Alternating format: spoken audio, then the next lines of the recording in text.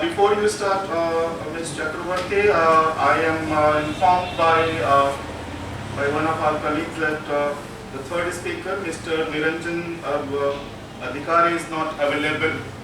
So in that case, any researcher who is available with his paper and also mentally prepared can approach me for presenting as a third speaker. Anybody who is available. If anybody whose paper is scheduled for tomorrow or maybe in the after, let's say in the evening, can come and present as a third speaker. If anybody is available. If not, then the time will be devoted for discussion, general discussion on the same topic. Right? So, welcome, Ms. Rumpa Chakravarti, please. Sir, Yeah. respected Chairman of ICTR and respected teachers and my dear scholars and audience. The title of my paper is The Problem of Ineffability, a Metaphilosophical Interpretation of Wittgenstein and Nagarjuna. I would like to start my paper, the concluding remarks of Tractatus. What we cannot speak about, we must pass over in silence, TLP 7. That remark, Wittgenstein says, sums up the whole sense of the book. The Tractatus aims to chart the limits of thought by charting the limits of language, by distinguishing meaningful propositions from nonsensical pseudo-propositions. The only meaningful proposition it holds are those that state matters of contingent fact, what Wittgenstein calls the propositions of natural science.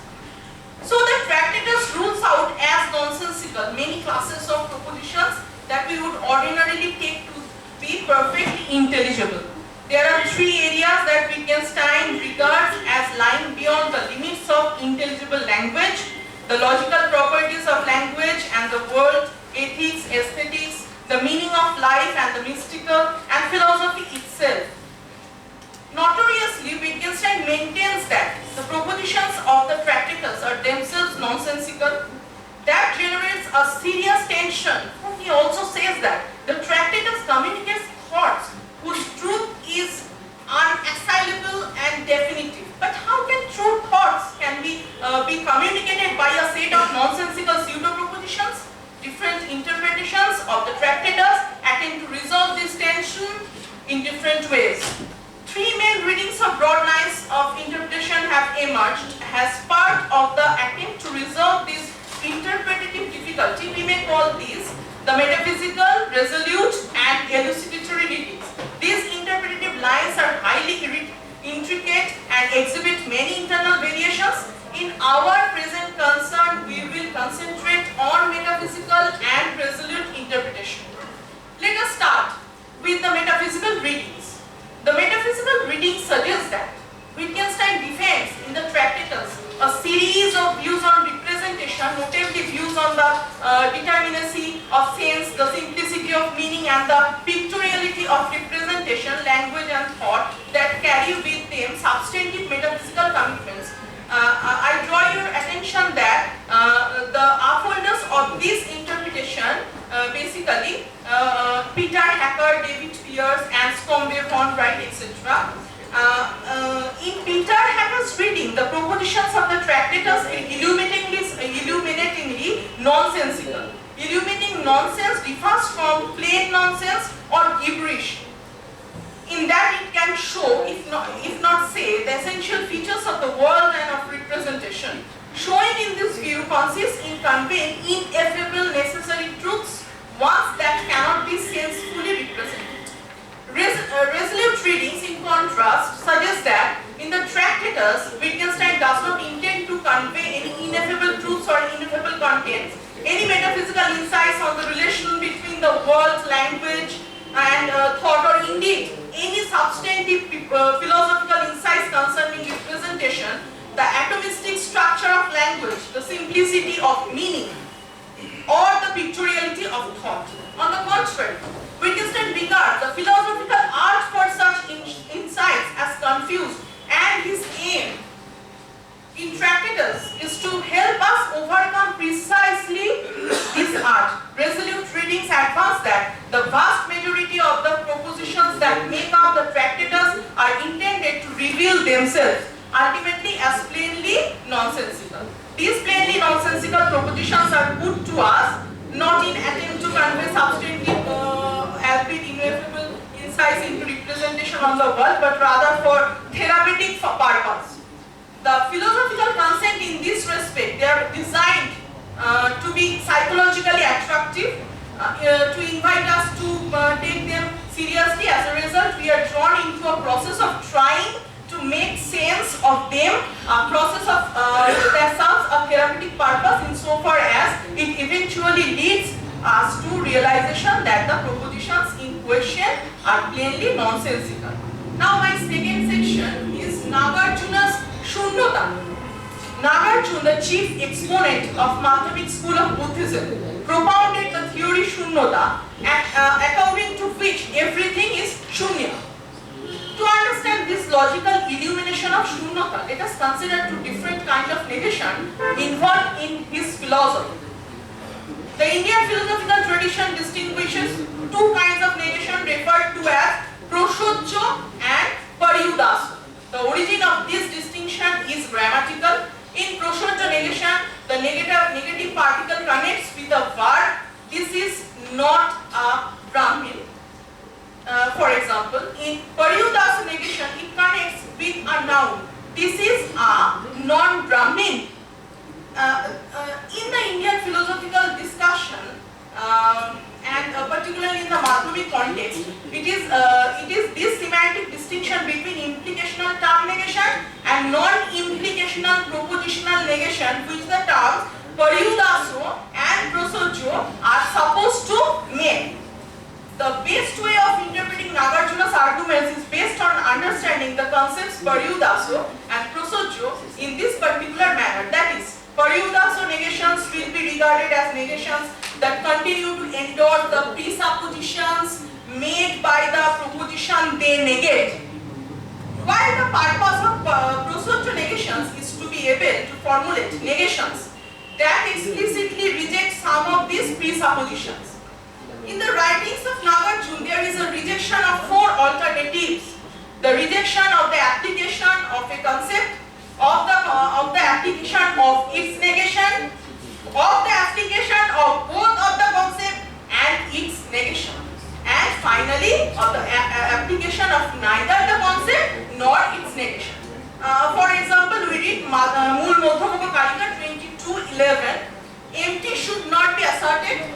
Non-empty should not be asserted, both or neither should not be asserted, since these are only said for the purpose of designation. Okay. Now, it is fairly common the Western commentarial literature to express the tetralemma in propositional form, so that in Mool Madhyamika Karika 22:11 cited above. Here is I just want to draw a logical construction. Letting A stand for the proposition empty should be asserted. Nagarjuna is taken to say that all of the following propositions are to be rejected. A, number 1 A, number 2 negation A, number 3 A and negation A, number 4 neither A nor negation A. Now, someone may say that here Nagarjuna and his followers mention only 3 alternatives rather than 4. Since we can show that third and fourth alternatives are equivalent to each other, where we can use double negation and then the two, if we now assume that Prosodjo negation obeyed double negation elimination, in other words that an even number of such negation cancel each other out, this assumption would mean that rejection of the fourth alternative entails the assertion of either A or its Pariyudaso negation, which is clearly not what Nagarjuna wants to say. I therefore want to argue that this assumption is indeed not just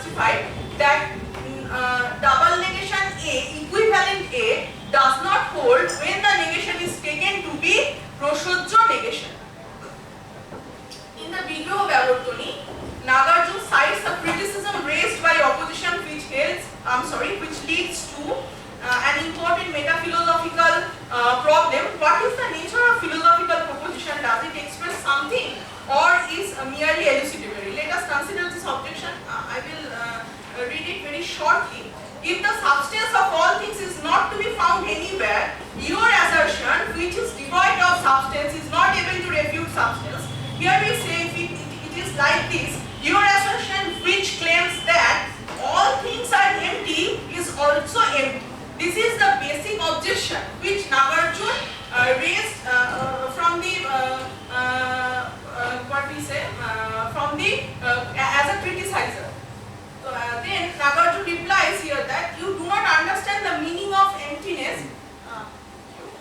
The meaning of emptiness of things, not knowing the meaning of emptiness, you formulate the following criticism. Actually, Nagarjuna here not understand. Emptiness is not only the vacuum or simple emptiness. Here, emptiness is the substance which has its not own nature, which is lacking of its own nature. So, in his reply, Nagarjuna initially accepts one part of opponent's view emptiness, but he disagrees with his opponent when it comes to the implication of accepting that the thesis of universal emptiness is empty too. The opponent takes this to mean that the thesis in question does not exist and is therefore unable to do any work in an argument. But when he says something is empty of substance, he does not mean to say that this something does not exist, but that is dependently arises, partially produced in dependence on causes and conditions.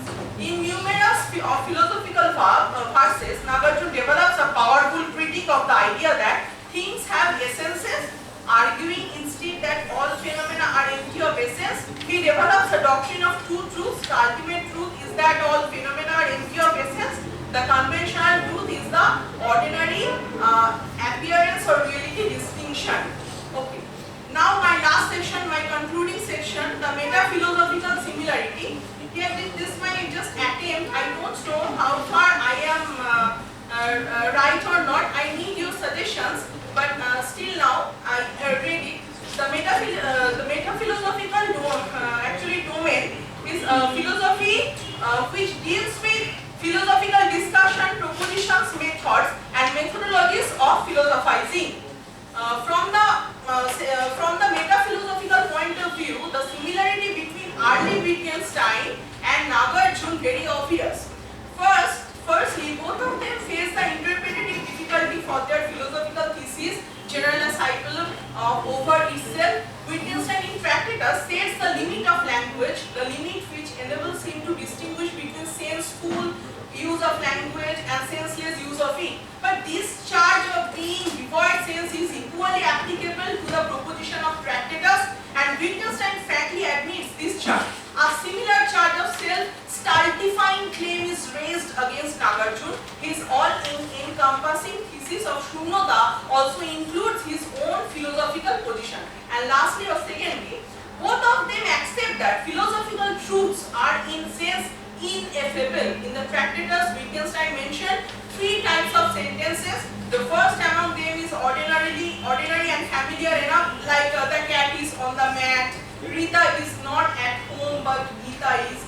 A single example is enough to introduce the Wittgenstein's second types of sentence. A statement and its denial cannot be true at the same time, like the law of contradiction tells us that it cannot possibly be the case that Rabindranath wrote Gitanjali and that he did not. Okay.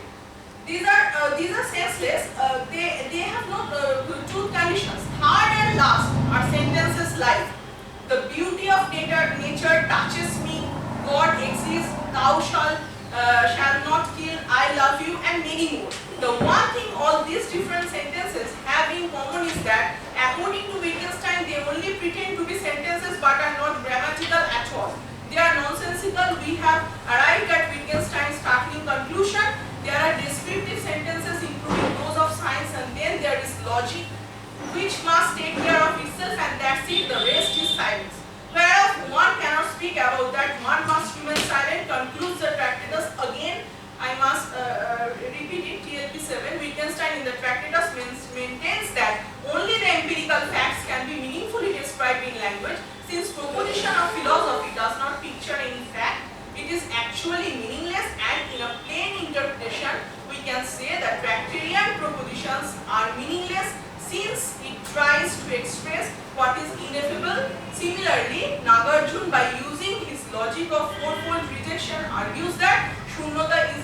example, he shows it in his Mool Madhyamaka Karika. And finally, I must just point out that the resolute meaning basically upholders two exponents, Pora diamond and GM exponent. Thank you so much. Thanks a lot. So very good presentation, Mr. Chakravarti. I must thank you. Now, the commentator, Dr. Lenka, is invited to Dr. Lenka. So please, enlighten her with your comments, valuable comments. Yeah. Yeah.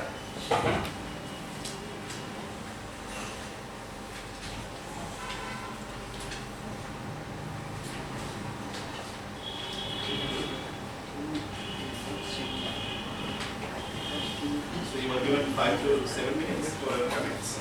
Yeah.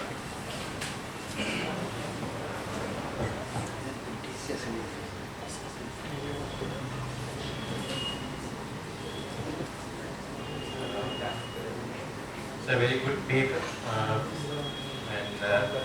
actually I do agree with your conclusion that Shunyata is ineffable as much as the reality beyond the world referred to in aphorism 1. The world is all that is the case. And so beyond this world, actually, anything that goes beyond this world for goodness sake is ineffable. So I agree with this. However, I find that the 3 different readings of Tractatus have not been clarified properly, except for us the metaphysical reading that we have. And finally, one question comes to my mind that we see that for Wittgenstein, contradiction is a nonsense.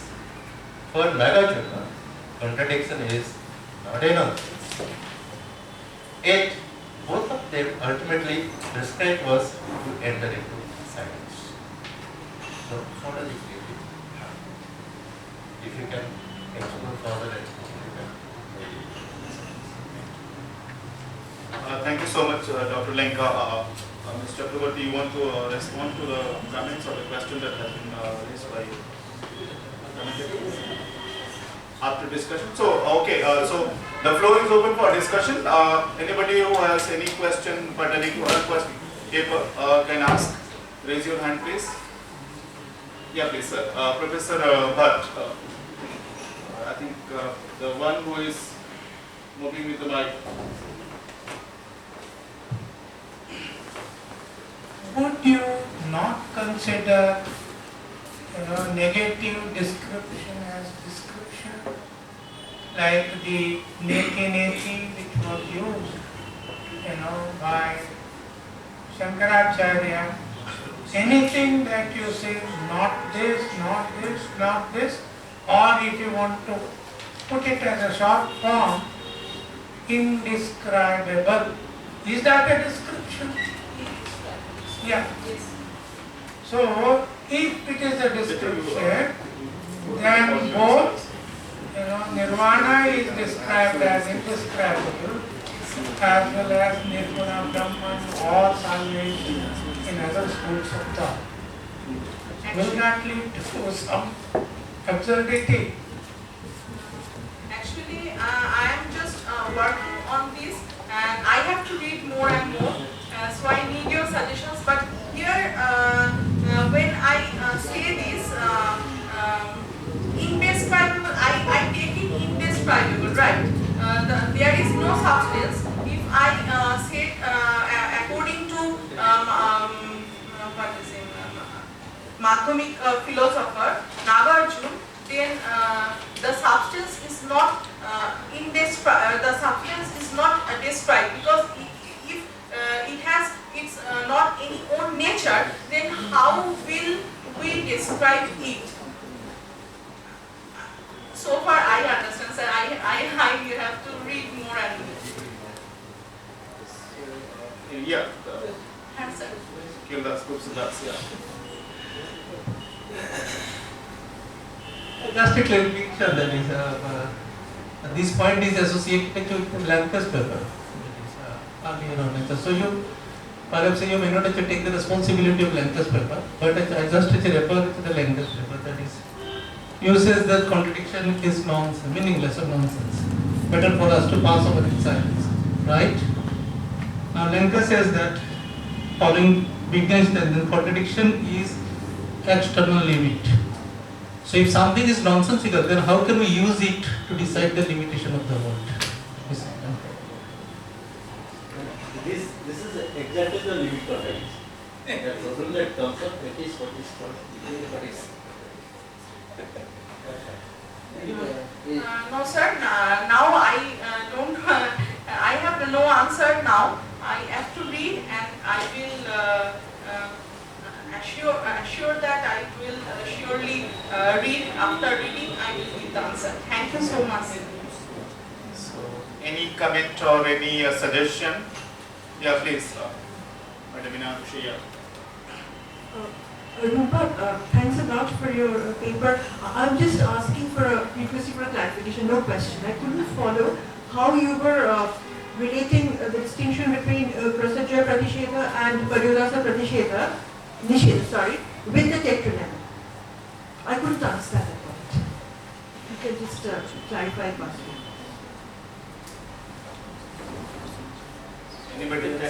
Anybody else? Yeah, please.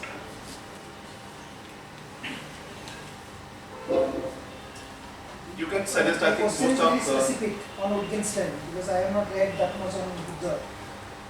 So when you make a comparison between the metaphysical reading of Wittgenstein and the result reading of Wittgenstein, that one is talking about the illuminating nonsense, one is talking about the plain nonsense, right? And then one is talking about the, one is giving much more emphasis on the showing, another is also talking about the much more showing, much talking about the showing, but they are showing and their the visual showing and metaphysical showing are different, right?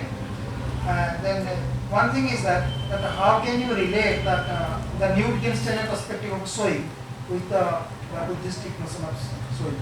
So why I am saying, what I am suggesting is that if you take the new Wittgensteinian position, then I think that you will unnecessarily trap into the philosophical confusion.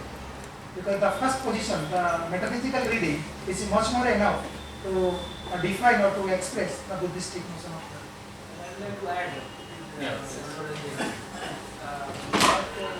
say that the telling Wittgenstein and just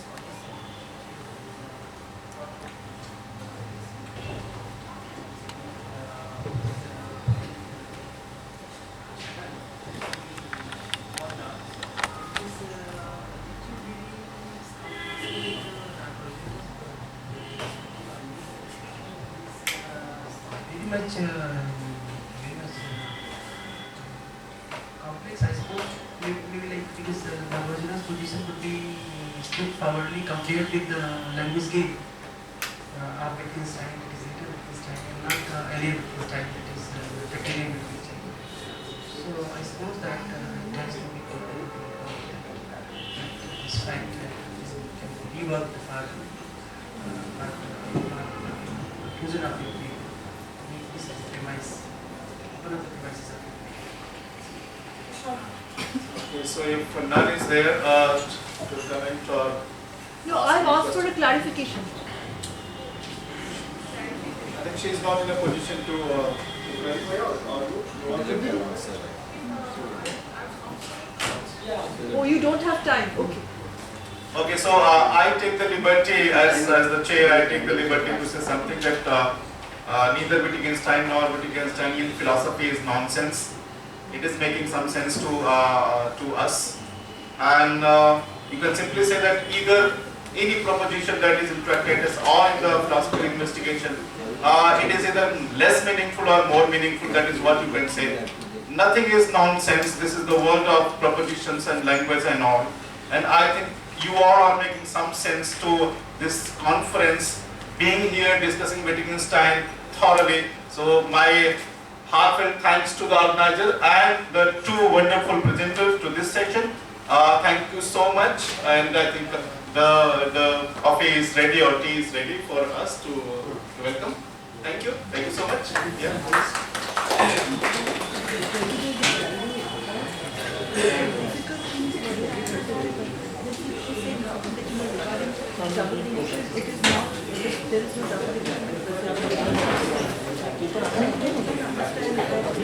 What is propositional and what is Prasad is not a Brahmin, he's not Brahmin, he's a non-Brahmin. This is I think proposition, this is I think but then how to look at